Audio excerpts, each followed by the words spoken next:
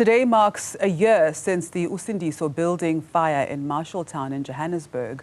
Since that building went up in flames, 77 people died and hundreds were rendered homeless. An inquiry into the event found that the City of Johannesburg was to blame for the fire because it did not enforce bylaws. Some of the survivors are still in temporary accommodation and are reportedly holding a vigil to commemorate the event. Ziniko Mhlaba covered the story and joins us now. Ziniko, thank you so much for your time and welcome to the Weekend Report. Firstly, good morning.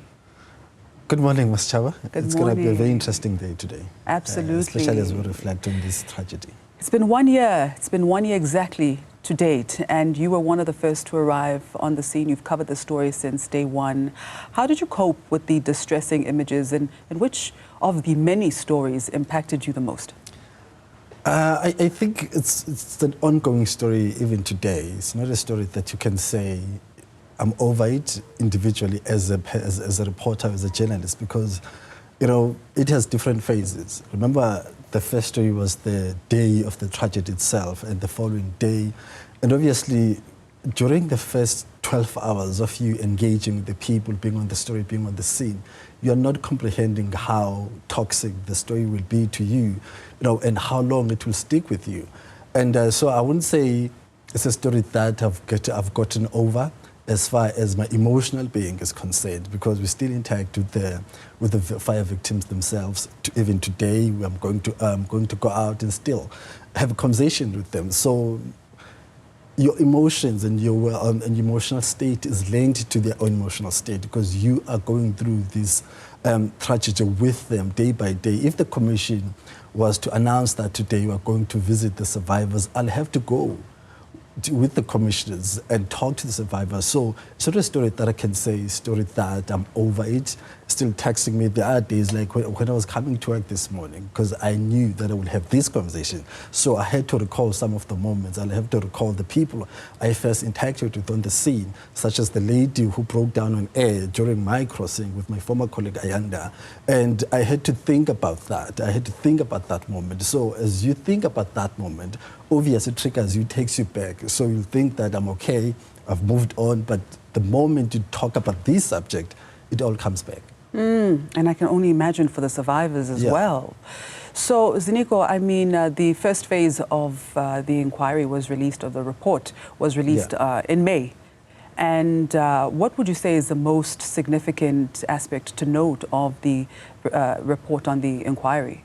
Remember, Ms. Chaba, on the day, we were trying to get all the facts, immediately on the day of the tragedy, or the following day, or the following few days after the tragedy, because we all wanted to ask who must be blamed, how did this fire start, who must be held accountable, what were the conditions and the state of the property itself. So as we're trying to find all those answers, I think it was very proper for the Premier to set up this commission of inquiry so that we get proper time to go through the information, investigate and probe and double check all the facts, so that we put away the speculations, so that we can have facts from the actual people who are involved. We're talking about emergency management services, we're talking about SAPS, we're talking about the victims themselves. So throughout the process of these testimonies, I understand that the investigators registered about over 200 statements from the people who are residing in that building, but unfortunately, not all those individuals could appear before the commission physically to testify. And according to my last count, I think we listened to about over 20 people. Those are fire victims who had to share their stories and share, what they remember and what were the major issues for them personally, and how much loss did they, how many people and how were they affected by that fire. So after all that process of testimonies, investigating, probing the relevant stakeholders, such as the City of Johannesburg, the commission chaired by Justice Sisikambebe, did find that the situation in that building was unbearable. It was a property that was not supposed to be occupied by anyone, because it did not have any essential services. So out of that, one of the key things, the commission did confirm in its finding that as far as the services, the services were not delivered because it had been declared as an illegal building. So what the city did, or the city entities did, they cut off basic services such as water and electricity. So that's one of the findings that was announced by Sisi Kampembe in that commission, but also the responsibility and the negligence of the City of Johannesburg as far as looking after that property itself, came out very clearly, and of course came out from the testimonies of the individual, but also the answers the City of Johannesburg that did not provide when they were asked about how did the situation get so bad in that building, and what does the city, had been doing over the years to correct the state of that building. So that was one of the major things that came out. But also the criminality that had been taking place. Sisi Kampembe even went to an extent of using that it was crime-infested, drug-infested. So you can tell that if I were to use a biblical situation, I would say it was in a state of Sodom and Gomorrah. That's how bad the situation was. But people lived there, and some lived there for years and years. So that's phase one of the report of the Commission of Inquiry. So what more do we need to know? What would phase two then be looking into? And why is it taking so long? So phase one was centered around that tragedy, the building itself, Usindiso building, in terms of what were the living conditions? What could have led to that tragedy? How did the fire start? Who must be held accountable for that tragedy or for that fire? And what were the motives behind it that is starting that fire? So that was the mandate of the first phase of the commission. The second phase was to look at the extent of hijacked buildings in the inner city of Johannesburg. So what will that require is for the commission to investigate how many buildings are hijacked in the inner city, what is their state, who owns them, and why are they in their state. So that's where the commission is at right now. There have been delays, though, in terms of kicking off phase four. The phase two, it has kicked off, but it's been dragging, it's been slow, because the conditions in some of these buildings, which must be investigated, are very bad. No one is supposed to be even get in, investigate, to look at the extent and the situation and the state of those facilities. So that's the challenge now when it comes to phase two. Remember, we've got civil society organizations that are more informed about the state of buildings. So what they did, they submitted about 80 buildings of their own.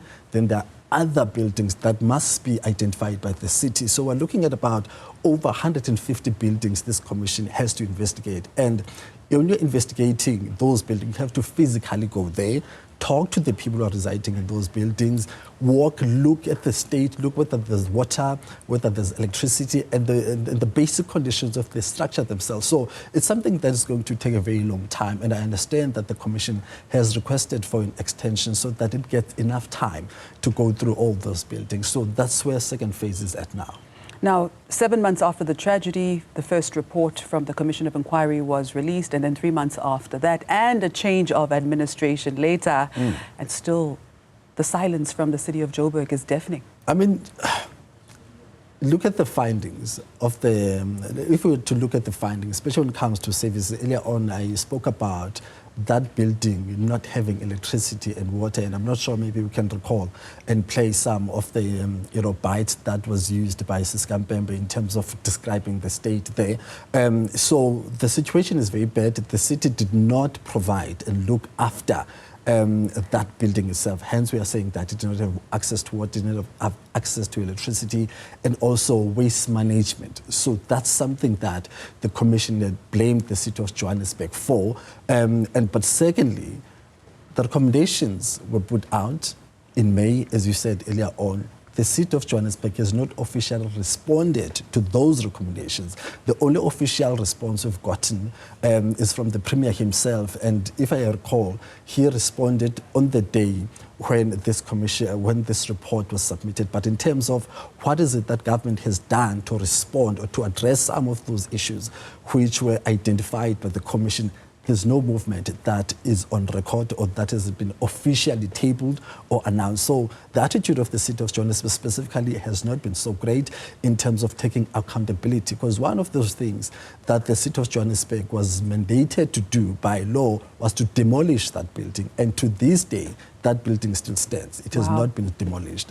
And in terms of also accounting or holding officials accountable, because Sisi Kampembe did say the community safety MEC must be taken through disciplinary processes. That has not been done, or at least to our knowledge. So all the recommendations that the Kampembe Commission made or announced to us as members of the public, there's no action from the City of Johannesburg, at least on record or at least officially. What do you think it will take for the city to take action on the findings? It's a bit tricky. It's a bit tricky because remember, a commission of inquiry makes recommendations, but some of those recommendations are not binding. So as far as the commission is concerned, they've done their part. I think now what will make the City of Johannesburg account is pressure or action from the higher structures of spheres of government. In this case, I'm talking about the Premier of Gauteng. He has to have a conversation with Dada Morero. He has to have a conversation with the City of Johannesburg in terms of saying, guys, these were the recommendations. What is it that you guys have been doing? Give us an update. Why are you not taking? So I think political or executive pressure from the higher structures which are above the City of Johannesburg will need to exert some pressure on the City of Johannesburg, because at this point, as you said, there's a change in administration. This was the tragedy that happened under Mayor Gwamanda. He is not in the office anymore. So we might say he has gotten away with it. However, in terms of the processes, remember, the blame was not put on him personally, but it was put on the city. So the city must be held accountable still. And maybe the current mayor will say, well, I still need to get an update. I still need to investigate where the processes are. So that's the unfortunate part of it all. And let's talk about the survivors of this tragedy. Now, there have been reports and complaints that the City of Joburg dumped them in city halls and other unpleasant spaces after the fire without proper support or resources or anything of that nature. Do you know what the status is around this so far? So immediately after the fire, remember there were shelters which were identified by the City of Johannesburg to accommodate the survivors who had no place to stay in this moment. And then they were moved, I think it was about a couple of weeks, of them residing in those city shelters, which were proper structured though, with the water, electricity and everything. And also there were no safety concerns as far as the survivors were concerned about where they were placed at that particular time, but they were moved to temporary shelters. And these temporary shelters are still shelters, like informal settlement. So government set up an official informal settlement in Denver, but also somewhere in the City of Johannesburg. To this date, they are still trapped in those conditions. There's still no electricity. There's still no water for every shack. There are communal taps which people used. So as far as their living conditions, they're still trapped in those conditions. And we're planning to also visit them today to check if there's any improvement in terms of where they're currently being sheltered in. But also there's a problem now, because remember, these survivors had children who were attending schools when this tragedy struck. So now those children had to be moved away from those schools because they've lost their report cards, they lost their uniform, they lost their documents such as birth certificates, and some lost their ID cards. So all those children are still not attending school to this day. A year later, they are playing around. I understand that some civil organizations have been trying to communicate with the Department of Education in terms of trying to intervene so that these kids are not left behind in terms of their academic years and all those things. But nothing has been done. Nothing. There's no official response from the Department of Education in terms of trying to say, guys, okay, we need this and that from these people so that we can take them to another school. So those children are still not placed. Thank you so much for your time, Ziniko. Thank you very much.